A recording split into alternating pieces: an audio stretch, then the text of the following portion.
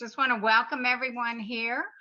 Today, we're excited to have Darcy and to watch her event today. I'm Julia Wallace-Smith, IABC Phoenix president. And if you haven't already, please be sure to put your name and where you're from in the chat. We'd love to see who all's here today. And I'm going to turn it over to Shelly Nelson. She's our VP of Finance, and she's going to introduce Darcy. Well, thank you, Julia. I'd just like to welcome everyone to Reset, Revise, and Rescue Your Communications Career. My name is Shelly Nelson, and I'm so glad that you're here. We've planned a valuable time for you this afternoon, and today's event is actually brought to you by IABC Phoenix. We are the local chapter of the only global association connecting communication professionals with the people and the insights that they need to drive results for their organizations. And IABC has thousands of members in 8 regions around the world and sets the global standard for communication. With IABC, you'll find all that you need to fuel your career and thrive as a leader. And belonging to IABC is a really great way to make valuable connections and to learn and grow in your profession. In fact, Member Month is right around the corner, and it's actually the best time to join or to renew your membership. It's during the whole month of March. You can save 20% while gaining access to the same great resources for members. So we'll put a link in the chat to iabc.com. So you can get more details. And now I'd like to introduce our speaker, Darcy Eikenberg. Like many of us in the working world today, Darcy Eikenberg wears a lot of hats. She's an executive coach to leaders at companies like the Coca-Cola Company, Microsoft and State Farm, Deloitte, and more. She consults on career growth, employee engagement, and leadership.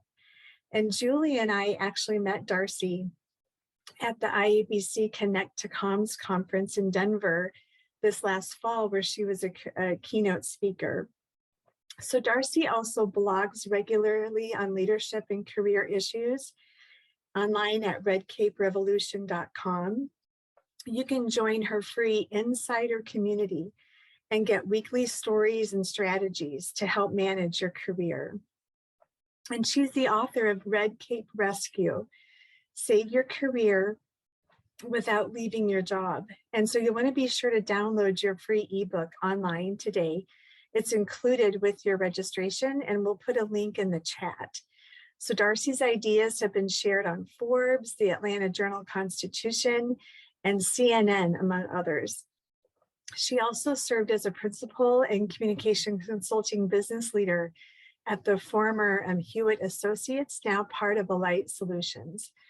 So Darcy brings a sense of humor to serious matters in our work and careers and offers simple, practical ways that we can change our lives at work for the better. And so please join me in welcoming Darcy Eikenberg. Thank you so much, Shelly. Thank you, Julia. Thanks everybody for being here. I'm so glad to be able to be here with you today. My assistant Deb is also on the line because she's going to help me monitor the chat. So if you see Deb out there, or if you have questions that you want to ask about anything, like where to get the download or other things, feel free. Deb is there to help you as well. But you know what? You took a valuable hour out of your day, so let's just dive right in. So I want to start with some big appreciation. This is actually a chapter in my new book, Red Cape Rescue, Save Your Career Without Leaving Your Job. But it also is a mantra of mine that we've all worked so hard and gone through so much in the past few years. And we're beyond 2 years now, we're still doing it in many cases. And I just want you to take a minute and know how much you are appreciated for all that you do, even when you don't feel like it. And I know we bandy this about a lot, but I think communication professionals are heroes. they are people that make the complex simple, that we take all the change that's happening and put it into words and ways that other people can consume and understand and act on and change their lives. But here's what's happening when I'm talking to a lot of communication professionals around the globe. You don't feel like a hero. In fact, you kind of sit back and say, yeah, no, that's just a lot of talk. That's not what a hero is. I'm just doing my job and I don't really feel like I'm doing it to the best of my ability anyway. And you know what? A lot of us are feeling this way. Because here's the truth. We're tired. But yes, we don't have to hide it anymore. We're all tired. There's been so much change. There's so many things going on, and not only in our work lives, but also in our personal lives, that everybody's tired.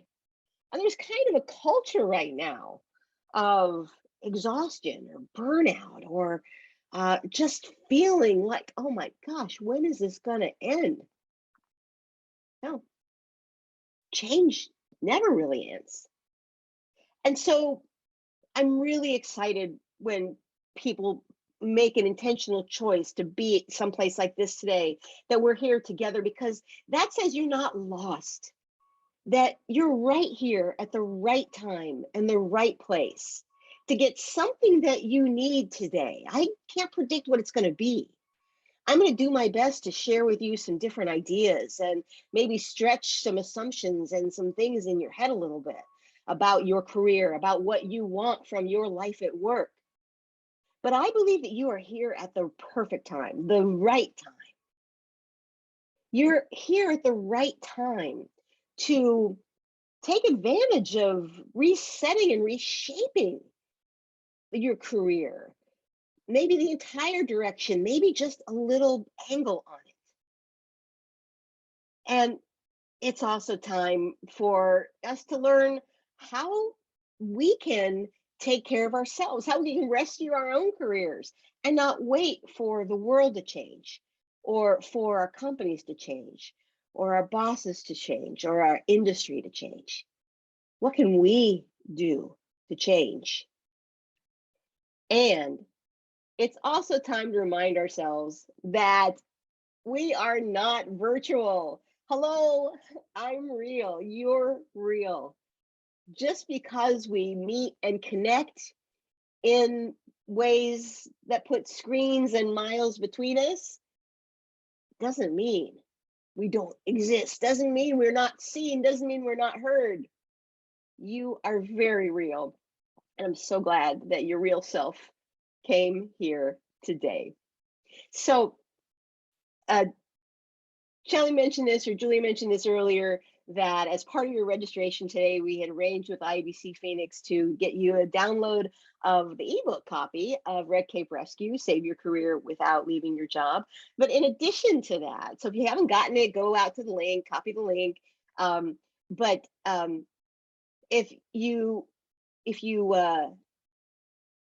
Because I just want to thank you, we're also going to pick one person who's on live with us today, who I'm going to send a signed copy, a physical copy of the book.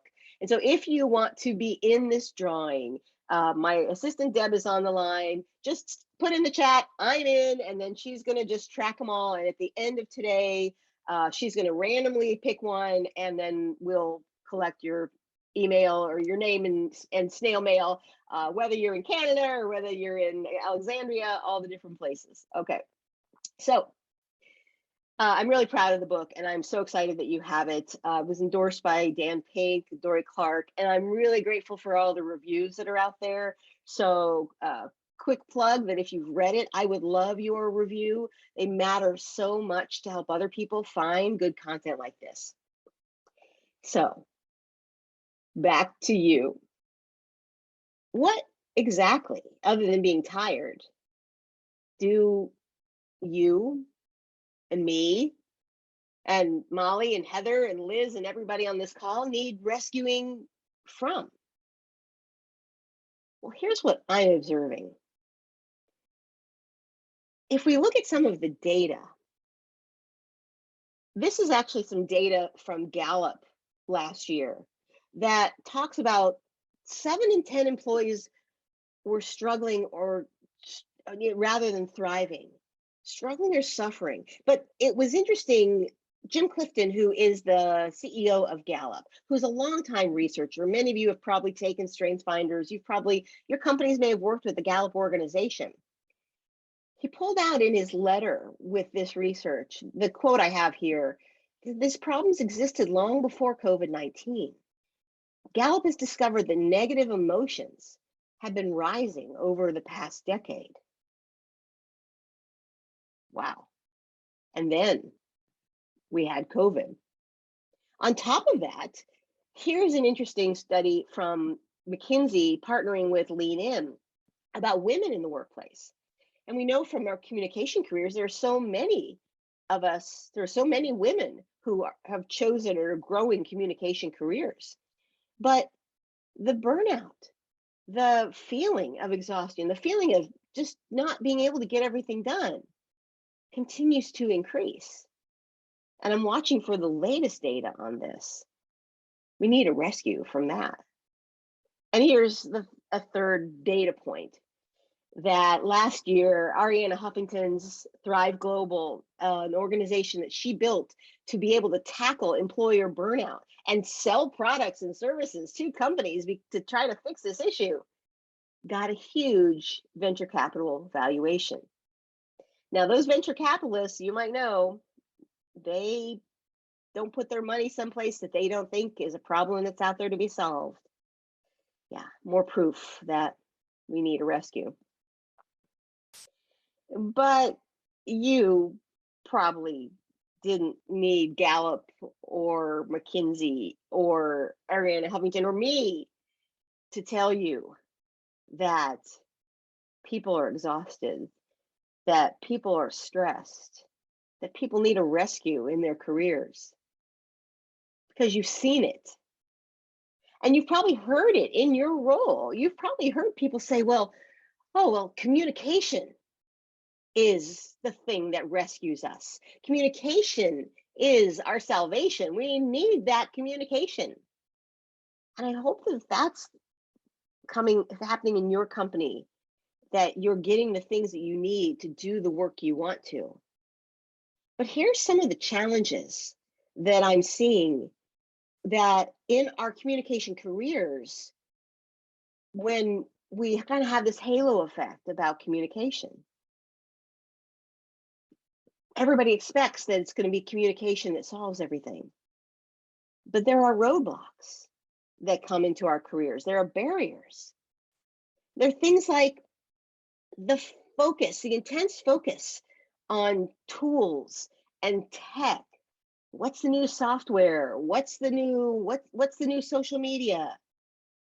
Versus creating time and space for thought and for white space to be able to think and decide how to apply these tools or how to decide not to apply these tools.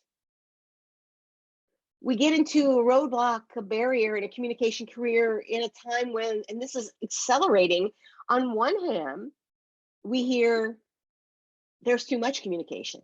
Oh my gosh, streamline it. We can only do certain things. We got to lump everything together. But in the same breath, we hear from our audiences, there's never enough communication. I need to know more. I need more details. If this has ever happened to you, these conflicts, these seemingly opposite issues, I love to hear in the chat. This has happened to a lot of my clients and people that I talk to in communication, marketing, PR, digital communication professions.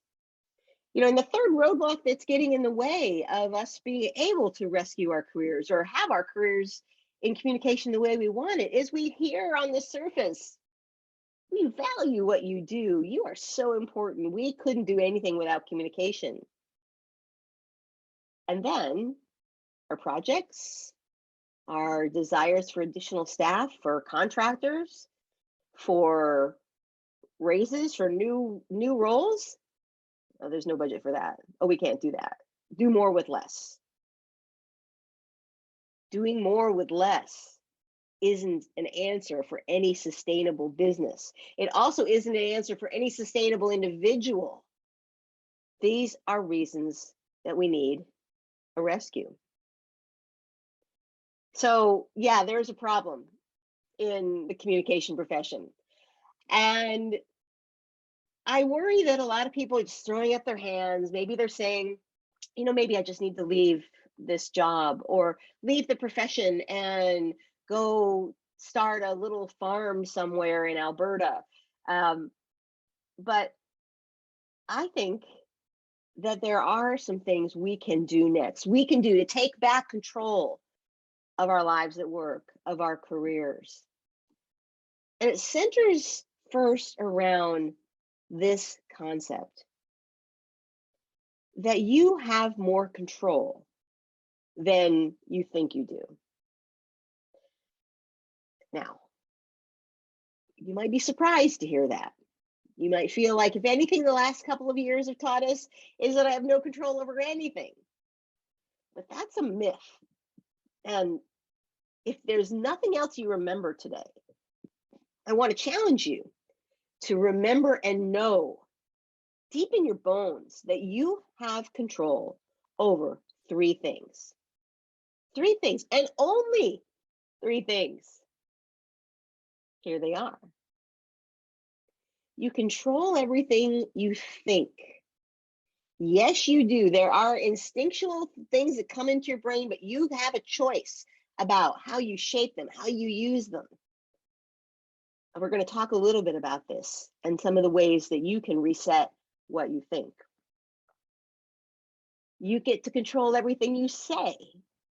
And this may seem hard, especially for those of us who like to talk and like to engage. But being intentional about what we're saying, what we're asking for, how we're talking about ourselves, our work, and others is a huge influence over us taking back control and changing our lives at work. And we control everything we do. This might seem a little obvious, right? Of course I control what I do, but so many times I talk to a client or someone after one of a webinar like this or an association event, and people say, well, I have no control over my workload. It just keeps coming at me. But you have control to be able to speak up, to be able to choose how you do things in addition to what you do. And we're going to talk about some ways to do that today. And that's it. That's all, folks. You only control everything you think, everything you say, and everything you do. But believe me, trust me, it's enough. And it's mind-blowing and freeing when you recognize that that's all I control. So I can't control whether my company is going to make it through the transition in our business. But I can control learning more about the changes, or I can control networking and having other conversations with people about other fields. Should something happen to my company, happen to my job, I get to control so many things.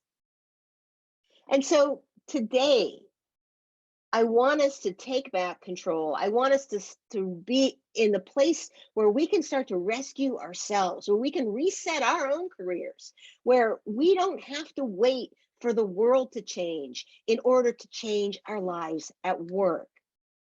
So I'm going to share 3 strategies with you that help you take back control. And you can do this anytime that you need a reboot or a reset. And this is also something that I encourage you to teach others, to share with others. This is, of course, the core element of the book, Red Cape Rescue. And so if you haven't read it yet, and these messages sound appealing to you, you're like, yes, I'm ready to take back some control. I probably let everybody else buffer me around, but now it's my time. I hope that you read it, review it, share it with others.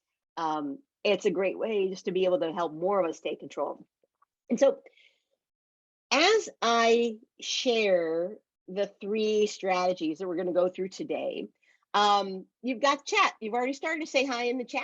So please feel free. We're going to take, and also questions. As questions come up, put them in the chat as opposed to the Q&A. It just gives us one place to look at it. And of course, remember that if you wanted to be in on the drawing for a physical copy signed by me of Red Cape Rescue, just put "I'm in" the chat. And my assistant Deb's on the line, and she's going to track those and pick one later. So, okay. So, all right. Let's first dive in to revising, resetting, restoring, rebooting how you think. The mind is such a battlefield. And this is actually the topic of the 2nd chapter in my book. It's called Conquer the Battle of the Brain. And often when I say that to folks, they're like, battle? What's a battle? Like, do I battle with my brain? Yes. This is a human thing. We all battle with our brain. So we have to recognize that there are multiple voices in our brain.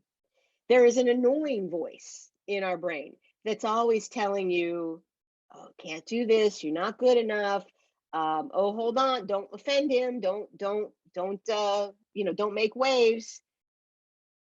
Maybe you have some of these lines that go on in your head. That is the little lizard brain, the prehistoric part of the brain. The scientific part of it is the amygdala. It's a little almond-shaped piece of the brain that is actually the same as when our ancestors would hear a tiger roar. It would trigger us. It would flood our body with hormones so that we would either flee or get ready to fight. But the same part of our brain still exists in today's modern world.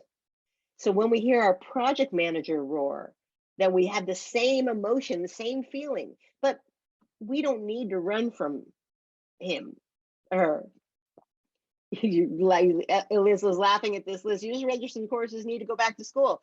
Yeah, maybe you want to go back to school, but sometimes you really don't need to go back to school. You might have everything that you need. So when we get into that swirl, that place where our brain, we're fighting with ourselves. It's almost like we have one foot on the gas and one foot on the brakes. We can learn how to talk back to our brain. We can learn to conquer the battle of the brain. And here is how. I talk about this in the book, but it's also from a great book if you want to go deeper on some of the research in this, a book called Positive Intelligence by Shirzad Chamine, who's a Stanford professor or was a Stanford professor. But the trick is, it's more than a trick, it's a strategy for you, it's a life strategy for you, is to give that voice a name, personify it, then talk back to it. So, for example, I have one client who calls hers Little Trouble. It's like, oh, Little Trouble's telling me that I shouldn't have that conversation with my boss. So I just have to say, chill out. Mama's got it. I'm in control here. I know what I'm going to do. Or maybe it's that little voice that says, oh, I'm not good enough. I need to go get some more schooling before I can apply for the promotion or I can take on the next projects. Giving that voice a name, giving that little voice a name says, no, really, you probably don't have to. We know a lot already. We know other people. We know how to find things out. We know more than we give ourselves credit for. So giving that voice a name, I like to call mine by a school teacher who I had who always would criticize me for talking too much. And then I like to remind that voice that, yes, today I actually make a living talking. Thank you very much. We all have a Mrs. Darlington, right? Somebody, but to talk back to that, when that little lizard brain that's not really helping you, that's holding you back, how do you talk back to it? Give it a name. And then the other part of it is this becomes fun. When it stops, it disrupts the seriousness of all of your big thoughts. Oh my gosh, if I don't do this now, if I don't take this next opportunity, there'll never be another opportunity. Disrupting your thoughts with talking back to that brain and giving it a name and giving it a little smile is a great strategy to get unstuck and to get your thoughts reset. So how about you? You put in the chat, how do you need to talk back to your brain?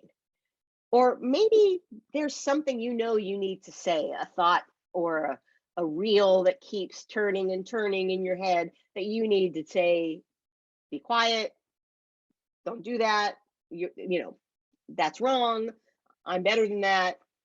So share with it sternly, talking back to the brain. Yes, talk sternly. So maybe there's something for you that you want to share, that you want to start talking back to the brain now. Maybe it's as simple as saying, I've got it.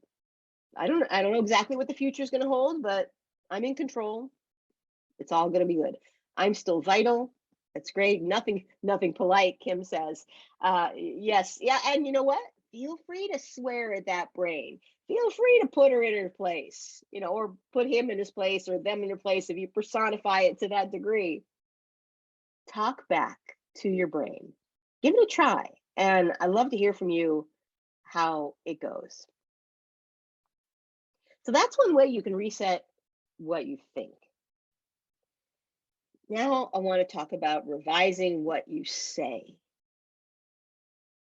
As we're rescuing, revising our careers, we have to get better at asking for what we need. This is something we all struggle with. And as I was doing research for the book, obviously it's a chapter in the book, I found some interesting research that said that we love to be asked. We like it when someone asks our opinion, even asks us for help, asks us, what do you think? What would you do? It makes us feel seen. It makes us feel heard. But we hesitate asking others. We hesitate asking for anything that's meaningful. Oh, we might ask online. It's like, what's the best pizza place in this zip code? But there's no stakes in that. There's no meaning in that. Asking for the big things, asking for change, asking for opportunity. That's just that lizard brain nagging at you again. That's just the brain that's saying, no, you'll offend them, or what if he says no, or yeah, you're not ready to make that ask. You don't quite know what you're asking for. Quick side note, I was writing about this and I have to finish this article, but anybody ever worked for a leader who said, don't come to me for a problem unless you figured out an answer, unless you have a solution? Yeah, I know I've had leaders like that. I've been a leader like that. But what my research is showing, we have several yeses. What my research is showing is that some of that actually stifles people from starting to ask for help to be able to unpack things, because it is only together that we figure out how to solve things. If you're saying to somebody, don't come to me till you have a solution, then I'm lost, because I have to partner with people to get solutions. So just a little side note on that. I'm going to stop and take a sip of water for a second. So, excuse me. Okay, so what's changed? As we think about asking for what we need, I think everything has changed. It's time to elevate our ask and really ask more for what we need. And the science is interesting, because the science says that we mistakenly believe that our needs are clear to others. How many of you have ever said, oh, God, my team should know that I'm overloaded and then I've got the other things that are going on at home. So why do they keep bringing me these issues instead of handling it? Or, gee, I've told people 10 times I'm taking Friday to Monday off, and yet they scheduled that darn meeting for Friday. The truth is, people aren't really thinking about your needs. You have to be able to articulate them. You have to be able to keep them visible. They are not clear to others. The example that a client of mine used once is that how frustrated her that the garbage can would be overflowing and her husband would walk by it 10 times. And she's like, finally she burst out, how can you walk by that overflowing garbage can and not take it out? He's like, oh, did you want me to take out the garbage? So she assumed he knew. He wasn't thinking about it. What are things that you need to ask for? Now, I have some charts in the book that talk about this and ways to make your asks, I have to say that carefully, your asks more specific.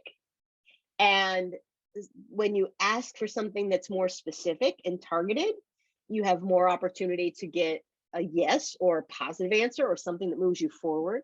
But sometimes we stall out just not knowing how to get started. Maybe you have some ways that you use. Feel free to share them in the chat with other people, but it could be as simple as, I'd like to make a request. The queuing people up that there's something coming. There's one thing I need from you. Or, in a conversation, showing how you're connected. I know we both want X. I know we both want manageable workloads. Here's what I need to achieve that. I don't know whether you notice that one of the things these kinds of phrases have in common is they're not yet a question, right? It doesn't say, can I make a request? Can I ask you something about work? When you go into a conversation with here's my intent. I'd like to make a request. Here's the thing that's happening. Here's the change I'd like to try. Here's the thing I need from you. You start a conversation. As Shelley was saying, you're more smarter together. But if you're not speaking up for what you need to ask, you're never going to get it. People aren't going to figure it out. So how about you? What is one thing you need to ask for right now? Put it in the chat, or maybe make a note for yourself that it's something that you don't want to share publicly.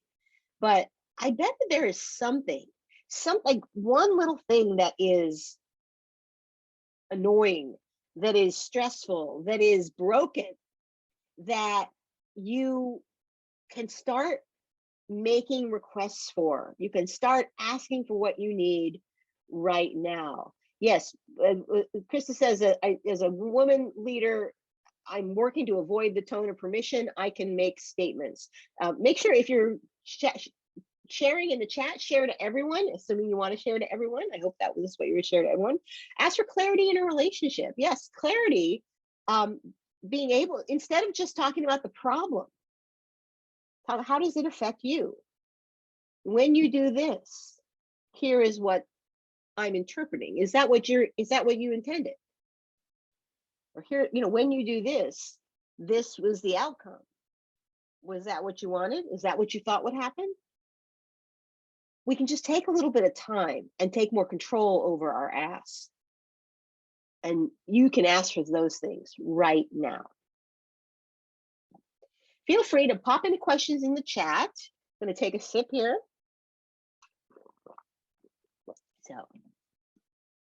So talk a little bit about resetting how you think. We've talked about revising what you say. And now let's talk about this rescuing what you do. And we talk a lot about overwhelm, about burnout. But this is something that has come up in the research over and over, and I don't see a lot of people talking much about. Overwhelm isn't about time. Overwhelm's about choice. Let me say that again. Overwhelm's not about time. More time doesn't seem to lessen feelings of overwhelm or burnout. It's about choice, autonomy. What are we doing?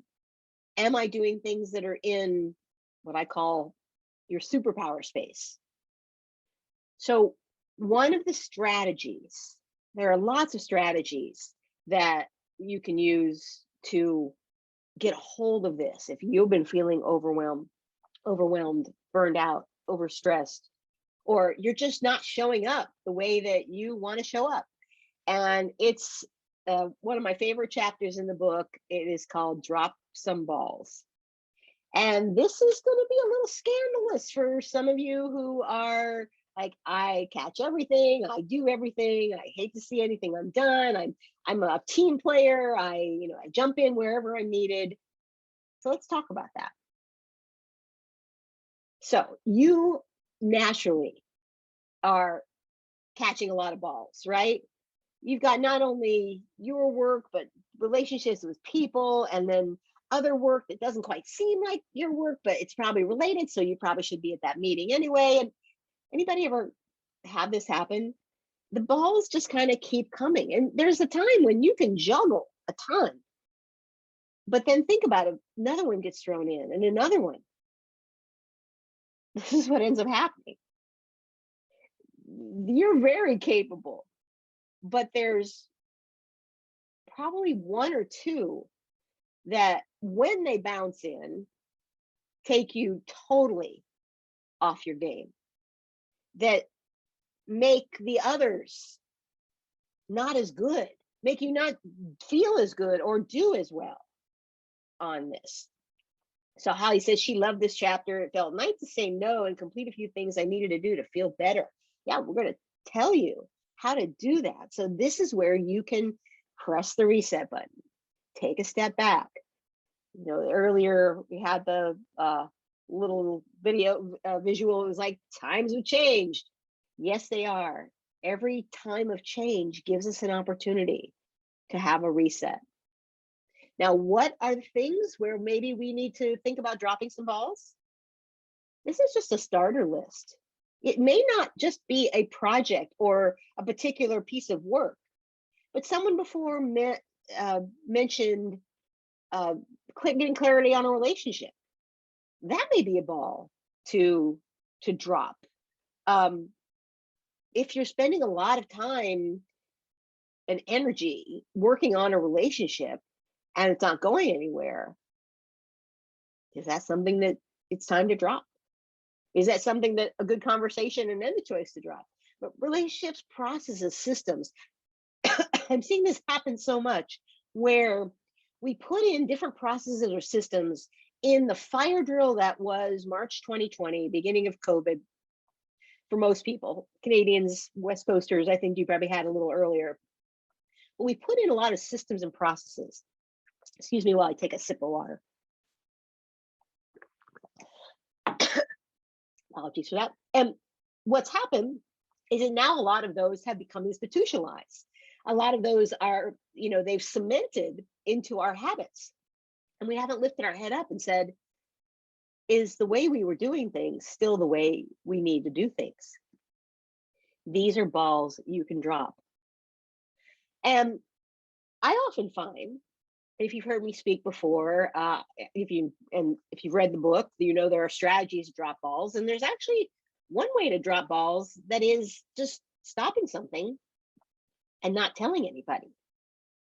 I mean, when I go through with my clients, we go through their list of all the things on their plate. We start with the things that are the most draining, the most annoying, the things that just they procrastinate. Excuse me. those, what we find is that there are usually about 20 to 30% of those, yes, that much, that they can drop and nobody would notice. I mean, think about your own list. Go through your list. What are the reports you're doing because you feel like we should, or you always have? But that data that used to be important to get is now accessible to everybody else somewhere else. Or spending hours on a PowerPoint for a meeting when maybe a one-page handout would do, or a stand-up whiteboard would do. Or meetings where we've got 10 people in a room and they're just giving information. Could that be replaced with an agreement to everybody just do a 5-minute audio, and it goes in our Dropbox, it goes in our share space once a week? When you have change that you can't just drop and change, you can have a conversation. You can have great conversations with people. And here's some magic words again. All this change has made me think about whatever X, the thing that you'd like to drop. So I'd like to talk about getting from the X, the place that you'd like to drop, to Y, whatever the new solution is.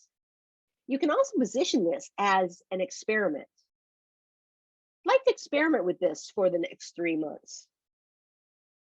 Often people will be more open if you need them in general. Sometimes you don't. Sometimes you can just stop it and wait and see if anybody cares. Wait and see if anybody notices. But if it's a meeting that you don't think is necessary, call it an experiment. Call it a pilot. Because then if it doesn't work, you can always go back to the status quo. But if it does work, everybody else learns that too.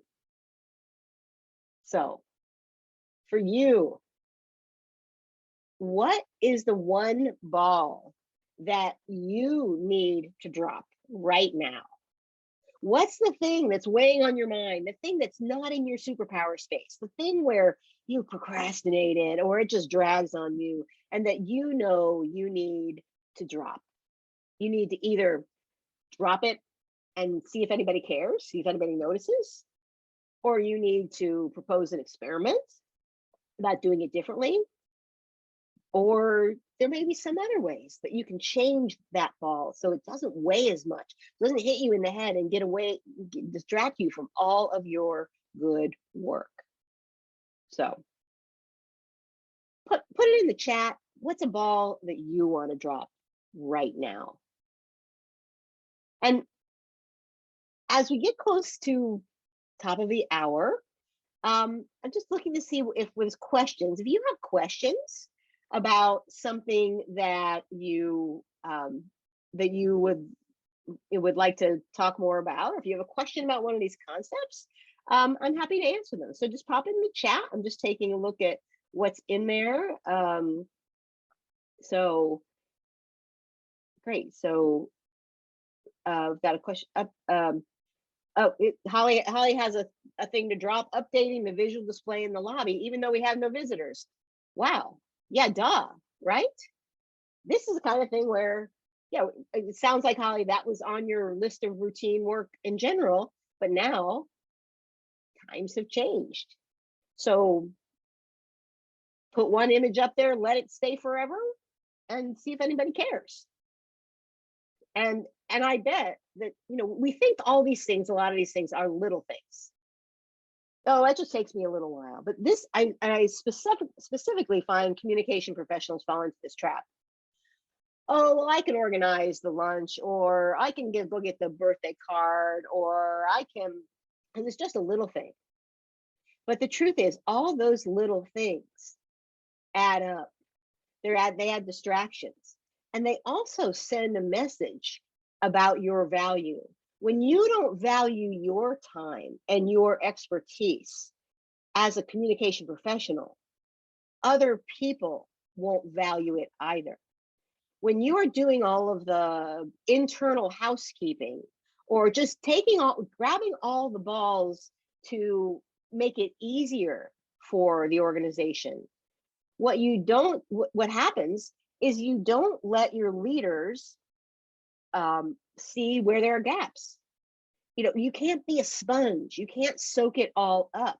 Yeah, taking notes at meetings, Krista, that is a big thing for me. It's the taking notes at meetings for a professional person. First of all, what meetings really need notes? Like most meetings, we need, okay, do we have the agreed upon action? And then what's the thing? But do we need notes at meetings? Some people that I've seen take meetings, they do it as a place to hide. Well, you don't want to hide. If the meeting needs to be documented, hey, that's what this is for, right? Go get a subscription to otter.ai and turn it on and tell everybody the meeting's being recorded, and we'll post it in the shared file. And if they're wondering about something, go back and look for it. So trying to find people to sit at a charity dinner table, an executive decided we must do. I push it back to their admin. Yeah, great. Yeah, because requests come to you too, that a lot of times, and I like to give our leaders benefit of the doubt, right? Sometimes people aren't necessarily thinking about the right place for the work. But if they've handed something to you, you can then think about the right place for the work, especially if it's not you. And one last thing on this, and as if there's any other questions, please put it in the chat. Is you are actually, when you are picking up all the balls, you're catching all the things, you're cleaning up everybody's messes, you're actually doing your company a disservice. Here's what I mean by that. If you look at those things that you'd like to drop and divide your salary into an hourly salary, do the math to figure out what are you being paid hourly, and then look at the work. Say, is that work the type of work that a person who's paid whatever an hour, $100 an hour, $500 an hour, is that what we would pay on the outside? And chances are, and this happens in communication a ton, where communication professionals, because they're nice and helpful and they've got great relationships and they see the big picture and they see all the connections, are taking on work that could be done by somebody else at $30 an hour. And then they're stressing because their high value work, the work they want to be known for, the $200 hour work, the big impact work, doesn't get done or doesn't get enough attention. So consider this permission to drop some balls. If you have other questions, you know where to find me. As we wrap up, I just want to share something with you, that we need you to thrive as communication professionals. We need you to stay and grow others. And yet, I would be lying if I told you it was easy. Come to a 1-hour webinar and know everything and be able to do everything immediately. It doesn't work like that. You know that. But I hope today we gave you some seeds and planted some ideas of things that resonate with you. And if there's one action that you take, tell me in the chat. I'd love to hear it. Something that resonated with you that you can try. May not work right away. You may need to go, and again, you get a copy of the ebook. So if you haven't downloaded that, haven't dived into that, please do. There's more there. And we're gonna try and sometimes fail. We're gonna do things that make a mess when we're expanding our knowledge, when we're expanding who we are, when we're rescuing our careers from the clutches of burnout and stress and all of the things that we don't want for our lives. But I hope that you're walking away with at least one thing where you stop giving up your control to the company, to the world, to other people to make decisions for you, that you recognize that the world is going to change. The world keeps changing. but you have more control than you think. You have more control of everything you think, say, and do. And we need you. We need you to take control in your company, in your profession, and in the world. So with that, I'm going to hand it back to Julia. And we still can take any questions. We've got a little time. If there's some more questions, feel free to put them in the chat and we'll bring Julia back up, or Julia or Shelley, just to give us any parting comments.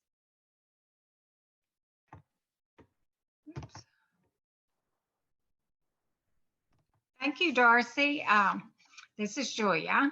I can't start my video, but just wanted to thank you for this presentation. Does anyone have any other questions you want to give to Darcy while she's still here?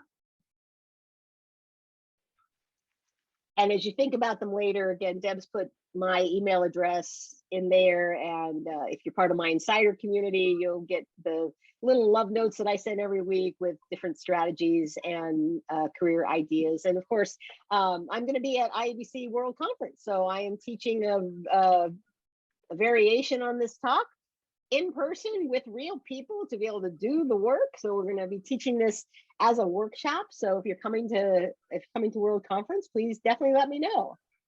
Oh, and we need to pick the book winner. So yes, so Deb just reminded me. And so Deb, the magic person that I am was Michelle Jaxier.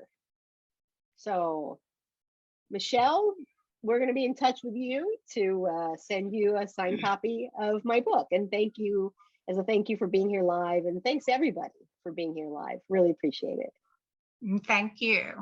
It was wonderful.